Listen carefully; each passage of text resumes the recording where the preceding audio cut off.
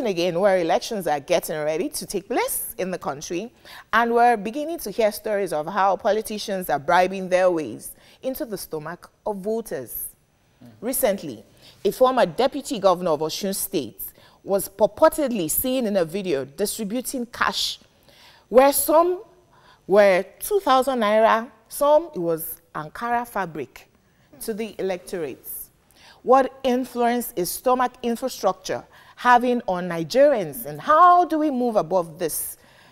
It's really sad that in 2018, stomach infrastructure is still very pivotal and part of our election and electioneering. But then again, when you see governors who do this, like Governor Fayose, I think his people love him. You know, we're not hungry. So he gives us Ankara, and so everyone else thinks that if this works, for instance, Governor Fayose lost his re-election bid because of stomach infrastructure. So what and how do we change the ways that we see politicians in Nigeria, and how do we change our ideas? You know, Jumoke, when we had this topic, I was saying to myself that where exactly is our tipping point? Where's that point where, you know what, enough is enough? We say it verbally, but we don't really mean it. Because I think young people, though the electorate generally, must get to a point where you must accept because you don't have, but you must be resolute to do what is right. So I won't say don't collect, because many of them are poor. Many people are poor. So collect the rice, collect the 2,000 naira, collect the boli, collect it, keep it. But you know within yourself who you are voting for. And young people must be able to speak together, because when something happened on social media, we all somewhat agree. Oh yes, Messi, everybody did this. You know, like can we all unify in one area? The population of Nigeria is about 180 million right now. Population of Lagos State and most rural areas put together, maybe we're not up to 50 million. So the problem really is awareness. So I do not know Morayo differently from the person giving me Akara. I'm not aware of what difference it will make to vote Morayo than the person giving me Akara. Oh, I think we should just try and understand our people first. Because this stomach infrastructure, it is not works of life. Forget about politicians. If I am a criminal, a kidnapper, and I'm walking the streets and I'm giving everybody money, the people that know I'm a kidnapper will keep quiet because they are collecting settlement. So settlement is part of our culture, has become part of our culture. People hail people who have money, whether they are good or bad, whether they got the money in a good way or a bad way. They will hail you. The politicians are now feeding on that, what we have become as Nigerians. Like it, what they have created. They created us to be that. When you make us subservient. Excuse me. No, wait. I forget about politicians. During Babangida's era, it wasn't politicians, it was military. Everybody would abuse Babangida. Look, in this Lagos, you will believe that Babangida can never step into Lagos. When Babangida stepped into Lagos, they gave him red carpets. Yeah. Why? Because he had the money. Yeah. It is the money thing in Nigeria. Forget. Before we come to you, let's come to Esther. I was very much alive during the 1 million man march for Abacha. And Abacha was a despot. Wait. We should realize that we are just giving it a name now, stomach infrastructure. But it did not start now. How did Abiola rise to where Nigerians were going to die for him when he was contesting for the presidency? He gets to the point where Nigerians at this point in time, you cannot feed yourself, you cannot clothe, and you see someone that is bringing something for you, you will definitely collect it. Okay. It is a system of government that you impoverish the people, you make them their minds low, that they don't even think better of themselves, and the only way they can help themselves is collecting what you are bringing for them.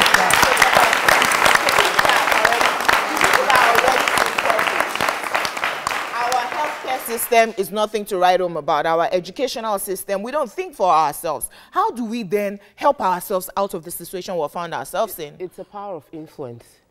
The easiest way to influence people is to buy them. So I can buy your influence by funding your education. I can buy your influence by feeding you. I can also buy your influence by connecting with you. And our leaders have taken the connection by money. And you cannot fight them on that. You cannot afford it. So the issue is the elections would evolve around the same class of people that have the highest or the largest, the deepest pockets to fund them.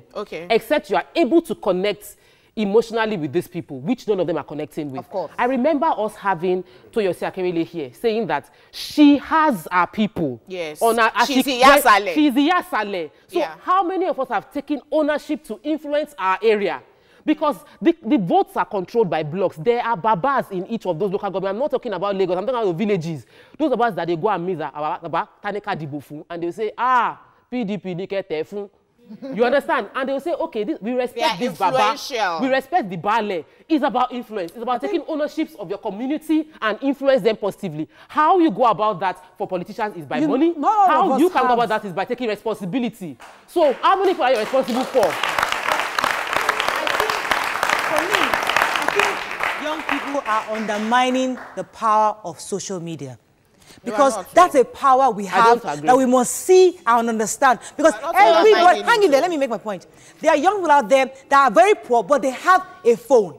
And they're able to communicate. They're on Facebook, they're on Instagram, they're all over the place. What you need to do, in addition to Baba Saleh, is have one voice where we all say, you know what, yes, this is the person we have agreed. We don't want expert person anymore. This is the person we've agreed to vote in going forward. And we all agree. During ELC last year, one of the speakers on politics mentioned that in last administration, they were campaigning for votes by giving Indomie rice, all those stuff. But that now, the young people, they will give them recharge card. Yes. And they will vote for you based on recharge card. Yes. And that's the thing. Murayo, internet and social media is not winning the election. We need to realize that elections are won on the day by going out to vote. Yes. Most of the elites don't go out and vote. They will sit down at home. That's the problem we have. That's what we should deal with. That's not the problem. You know what? That's not the... Okay, so we have our first caller. Olayinka, welcome to the discussion. How are you doing today, sir? I'm fine. Please go ahead with your contribution. Yeah, in terms of stomach infrastructure and the Nigerian voters, it has been a very long story. It was only when Farage came that people now say, oh, it's sharing rights. It's like, you can imagine how many people that died when Governor Tinubu was sharing rights for people. What was the motive behind it?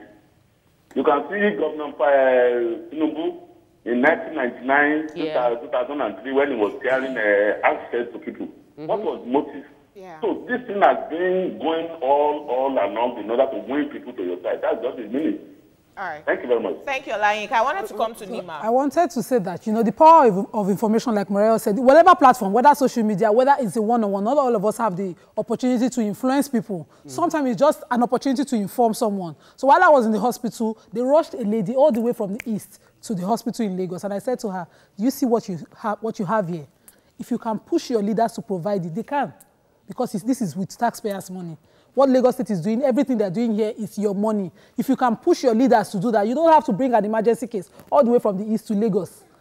Sometimes you let people see what they are missing when they take stomach, what they take their future in their hands and eat it up from one politician. And force every politician to do, whoever gets into office, to do what is needful when they are in office. Provide infrastructure so that we don't have to come and beg you for hospital bills. Have you realized that this is actually a deliberate act? Instead of you bringing the millions of naira to give people to say, okay, eat this today, and you use that millions of naira to do something, you notice that they will latch on that thing tomorrow to do other things, and they will not vote for you based on their stomach. Omotola, thanks for joining the conversation. Okay, why can't I was going to say, first of all, what we need to do, let's look for solutions, is reorientation of our people. If we don't start to sensitize, look, it's not about money. It's not everybody that has money that is good. That has your interest. You reminded me about the 1 million naira. 1 million match. Because I remember that time they called all the musicians, they called my brother that time, and they told us it was for footballers. Yes. When we found out, we didn't go. Femi did not collect the money. Do you know that one musician, they said, you collected money. He said, what do you want him to do? That he doesn't have money now. Femi can do it. Femi has money. But he can't do it. The point. Okay, let us take our last call for this segment. Damilola, please go ahead quickly with your contribution. Please, pertaining to this issue, we all are the issue of our country. You sitting there, everybody in that place today, we are all in this issue together. Yes. Now, the solution to this issue is if you people can start viewing from the #1 state to the least state, okay, show the map of Nigeria and see how this country has grown, power-wise, road-wise, everything. Let us see. We are not saying things. We just talk. This has been our issue for years. If we don't start showing things that, okay, this area, and the rural areas, the low-class areas, go around, this thing is bad, everything is bad. Okay.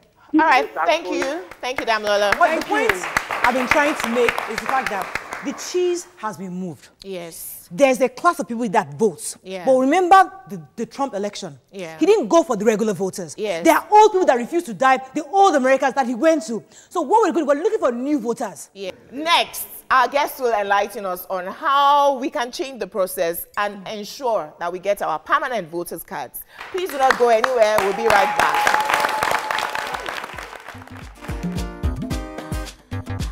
Stay tuned. Your View will be right back.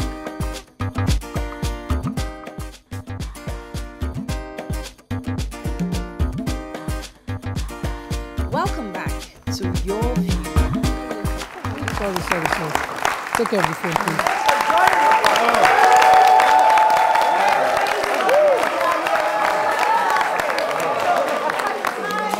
Election is getting closer. And most Nigerians are unaware of where and how they can get their PVCs. That's the permanent voters card. Because of the lack of voter cards, a lot of people use it as an excuse not to vote. Joining us is the former deputy governor of the Central Bank of Nigeria, who is also the founder of the think tank, the Institute of Governance and Economic Transformation, Professor Kingsley Chiedu Moghalu. Welcome to the show. Before we go into the PVC matter, what are your thoughts on stomach infrastructure, young people, how the fact that governors feel that they can actually still influence our votes with stomach infrastructure? Well, first of all, thank you. It's good to be here. I'm always happy to be among the smartest people in the world. Oh, wow. And that's...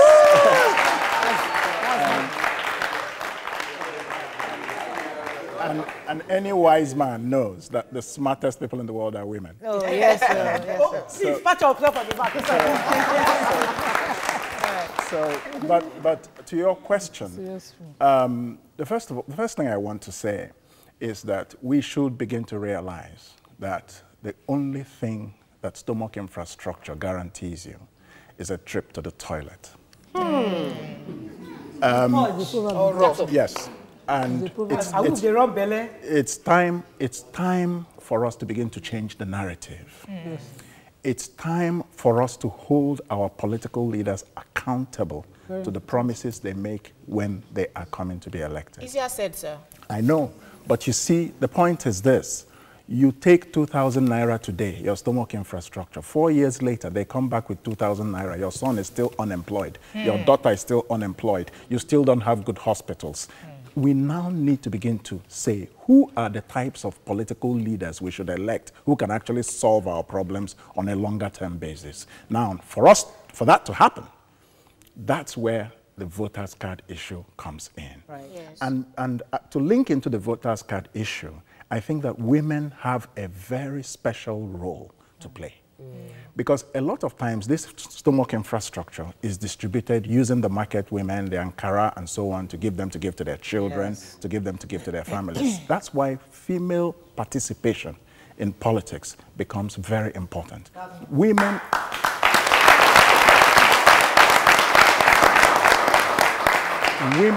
Women make up 49% of Nigeria's population. That's almost somewhere near 90 million people. Now, so if you don't go and get your voter's card, you are allowing people who are not thinking in the right way to decide your future, and you will remain poor. That is the point. Every society in the world that has made progress was once poor. Right. Poverty was once the predominant condition of life, even in the Western world. Right. Yes. And the only people who were wealthy were the kings and the queens and the nobility. Yes. But what happened? At some point, the poor rose up Yes. and said, poverty, no more. Right. Revolution. That's the tipping point. Yes, yes. We now have to participate in our future. And what happened in the Western countries and in many countries was that there began to be a shift in political leadership towards intellectuals, towards technocrats, people who understood how to solve the problems of healthcare, people who understand technically how to solve the problems of education, people who can build an economy that creates jobs. That's what we need in Nigeria today. And it is time for us to begin to move in this direction. There are a few sides to this. We've had technocrats that mess up when they got into power. One. Number two, we understand that these market women, these mothers control the family. They influence from within, and the politicians have taken a hold of them. How can the technocrats break through into connecting with them? And like I said, it might not necessarily be as easy as social media, because the women are not on social media, and they are the ones that are influential. That's why I set up the Institute for Governance and Economic Transformation. It is for a purpose such as this, to begin to educate our people using all kinds of media, not just social media, but using radio, using community meetings. I was in the East, in Nnewi, my hometown, over the Christmas, and I spoke to my community, a lot of people, and I told them what they should bear in mind as we begin to go into 2019. Get your voter's card. It was not on social media, but I was able to reach hundreds and thousands of people. Let me pause for a second. Let me come to Esther. Yes, I realized something, that there is a point a person would get to, that even if the person gets your money or your food or your Ankara, when they get to that polling booth, if they have a mind of their own, you're not there to stick the ballot for them. Sure. How do we get to that point that even with all those things we collect, we still know that we are looking out for candidates that have the mind of the people and not to impoverish us? How do we know them? Please, before you answer that question, I have to ask my own. Because me, I'm willing to go and queue for a PVC. I refuse to vote. Why? Because I've not seen who I want to vote for. If they put them there and I don't see who I want to vote for, what's the point in my PVC? Now, let me explain that. How do we know them? How do you know them? One, I believe, as far as 2019 is concerned in Nigeria, that there will be many more better alternatives coming up. So let's first of all give ourselves that hope. Number two, when you don't participate, you are not able to influence. Very true, sir. If in 2015, 15% only decided the future of Nigerians. Can you imagine? 62 million Nigerians were eligible to vote and did not vote. So this is why bad leaders come up, because many citizens do not vote. When you vote on your judgment of who the best candidate is among the options you have. And as you begin to inflict that type of punishment, better candidates will be coming up in future elections. Let me take you up on that, because in 2015, everyone wanted change. The government of President Jonathan, we had seen a lot of corruption. A few people thought he was clueless. There wasn't really anything moving us forward that we could hold on to. And President Buhari, that had contested 3 times before and continually only got votes from the north, people thought at the time that he was their only option. Regardless of that, we had 12 candidates at the time. No one else out of the 2 major political parties had the clout and the money to go around the country. Now, he wasn't, as we know of it, he wasn't giving anybody Ankara or money or anything like that. I don't know if he did. So people chose him based on they believed in him. Look at us 3 years down the line. There's another election coming up and we have not seen any change.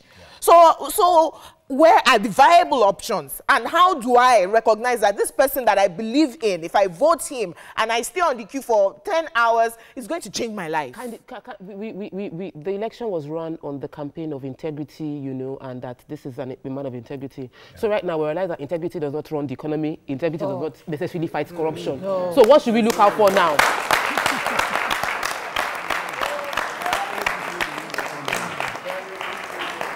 Very good questions. What we should be looking out for now in 2019 is as follows. Check these things: capacity, competence, character, and track record. Let me come to Nima. Democracy as we run it here, is a very complicated system of government. Very complicated. Don't you think that our focus should be on the houses of assemblies? The National Assembly, where we've made the mistake. We have a leader, but you don't see any state House of Assembly initiating the process of removal. Nobody is thinking of impeachment. Nobody knows what gross misconduct means. Shouldn't we be focusing on this set of people who just get into office for the salary, rather than, look for people that will do the job? Should we even change the structure? Do we need all the houses of assembly that we have? I believe when I say what I say it not just with regard to the president or the presidency. I say it with regard to every politician that is seeking to be elected into office. Yes. The standards are and should be the same thing. Capacity. Whether capacity, character, competence, and track record. Track record. What kind of character? You have to look at, first of all, because I like the point that Tope made. Integrity does not run the economy. It doesn't. So integrity does not even necessarily fight corruption. Yes. We have seen it. So we have seen all these things. So when you are electing candidates or considering candidates in 2019, ask the candidates to answer specific questions and judge them by their answers about how they would fulfill their promises. Yes. And judge them. There must be debates, and judge them by the track record that they have or do not have. Now, how do we get people to go from voting for party and voting for candidates? Good. This is all part of political education. Yes. And this is one of the things my institute is going to be doing. We've already started.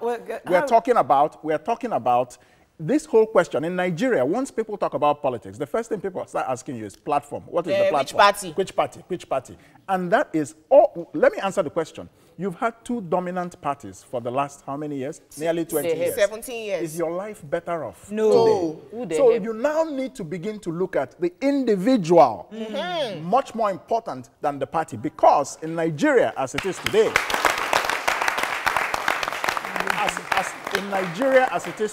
the parties have just been mere vehicles of convenience for people to acquire political power. Now, as you elect the right types of individuals, they will now build political parties that have vision, have ideology, have a worldview, and have proper policy. I caught that.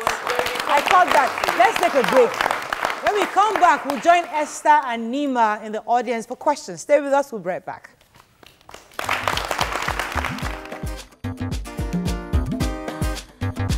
Stay tuned. Your View will be right back.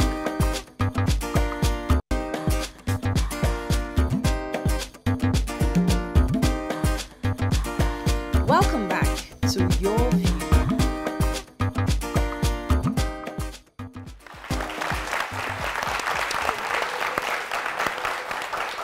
Thanks for staying with us. So we're going to start with the audience. Nima, do you have any questions for us? Yes. We have this young man right behind me. Has a question. Good morning. My question goes to the former gentleman. We have some senators in the Senate House. I love the point Nima made. Senators like Buruji Kashamu. He has been in the Senate for 3 years. He hasn't said a word. Senators like Jonah Jang. He sleeps every time I see him on channels. We have senators like David Mark that have spoken only once in the Senate House. So all these senators, we see them, they are just collecting money, collecting 23 allowances. How do we change that? Can we recall them? Is it possible that a recall person? And second question is, talking about election reform, we saw a former president go to Kenya and said all the votes we voted for Abiola was thrown into the Lagos Lagoon. Will our vote really count in 2019?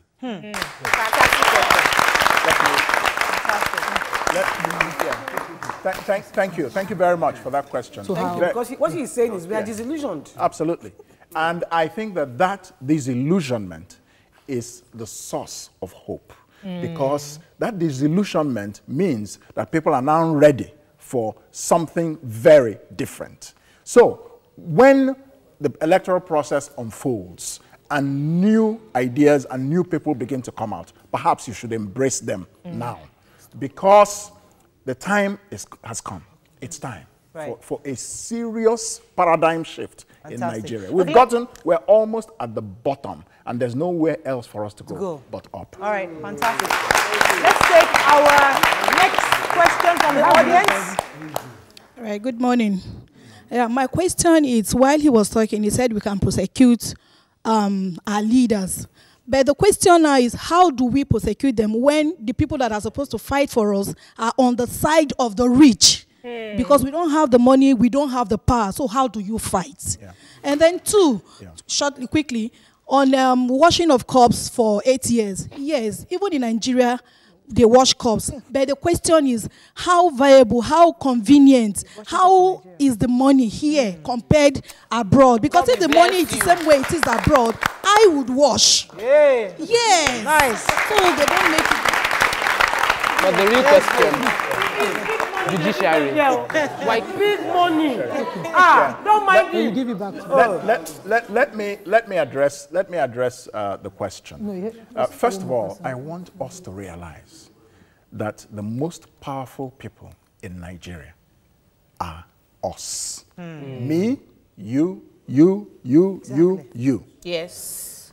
Let us. It's you know, at the end of the day, it's all about the mind. Yes. If you think and understand that you're powerful, you will use your voter's card to express your power. Very good. Thank you for bringing us back to voter's card. Exactly. How do we get it? Now, the processes are very clear from INEC. I think you have to get it from your local government areas and register to vote. Yes. Each one of us has an LGA, or you have a place of residence. Yes. Close to you. It doesn't have to be necessarily, in my understanding, from your where you originate from. So you can vote anywhere. But the important thing is you have to go to the INEC offices and register yourself. And where are the INEC offices? They are in the local government offices. There's also online. You can verify, because I don't have my PVC, but I know that my husband registered before me and he has his own. So I use this number and my name. You can type in your name into INEC.com website to check your number. So you can know your number, and then you go to the INEC office to request for a reprint. We have a challenge though. When you register in Lagos and you relocate to Abuja, you cannot vote unless you come back to Lagos. If you move from... So that's a question for INEC officials. Yes. That's a question for INEC officials. No, but what they've said is, so you go to Abuja quickly and go and register in Abuja, telling them that you have relocated. No. So they transfer your data from Lagos to Abuja. So go to the INEC office in the new location that you're in. We have a few tweets. Yeah, I was going to take some.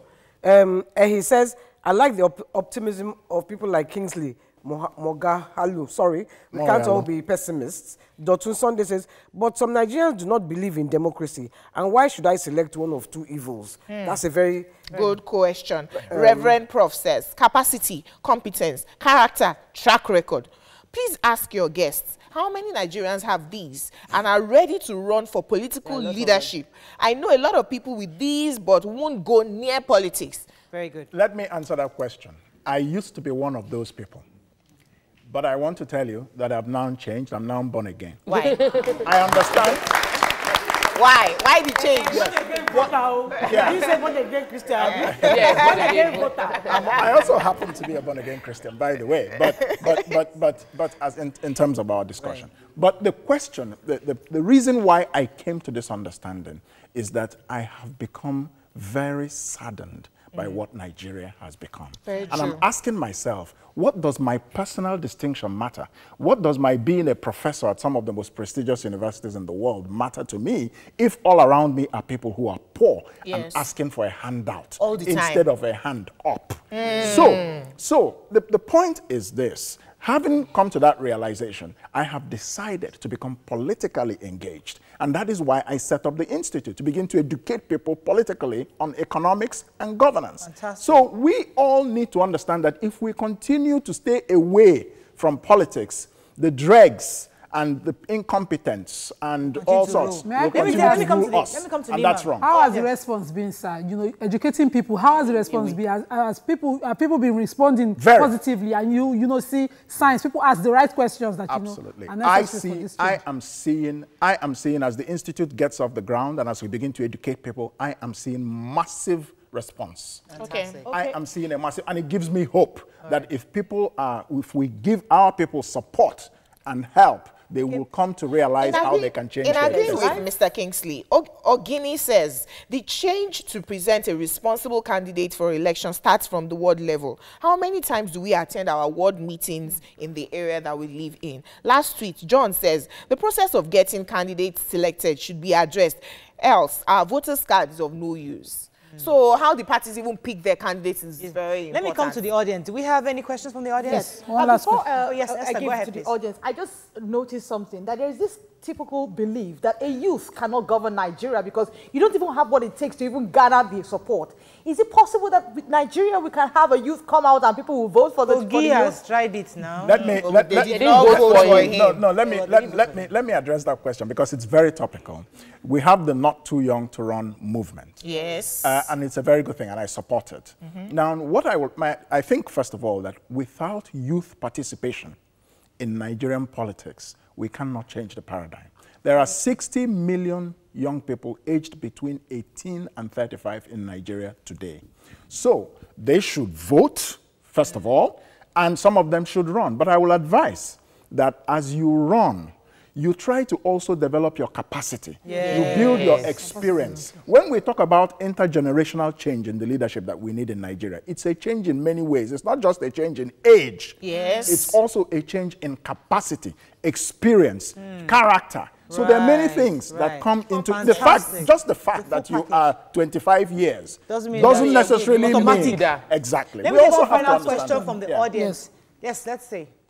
Good morning. Morning. My name is Isaac. My question is, I think during the election, many Nigerians are struggling to vote at that time, during the machine of the printing, what do you call it? Because, so now, people are tired to vote now, as I'm talking to you right now. 90% of Nigerians are tired to vote. But my question is this, how can the INEC or the INEC can do about it? Because sometimes if you are voting, how do you address vote? It was difficult. So yes. Now, first of all, I think that we need to begin to hold our institutions accountable. That is why the power, by a lot of things, street protests against INEC. If you feel they're not doing their job, people can organize themselves in demonstrations. No, we don't do that yet. Well, then that's a problem. You see, if the Nigerian citizens themselves feel that they cannot do what they need to do to put pressure on their institutions to serve them, then the citizens themselves must take responsibility for their situation. So we cannot continue to put the blame on everybody else except us, the citizens. But just to wrap up the question that we started with, I just wanted to mention something. We started this conversation with stomach infrastructure. I want to say that it is time for mental infrastructure.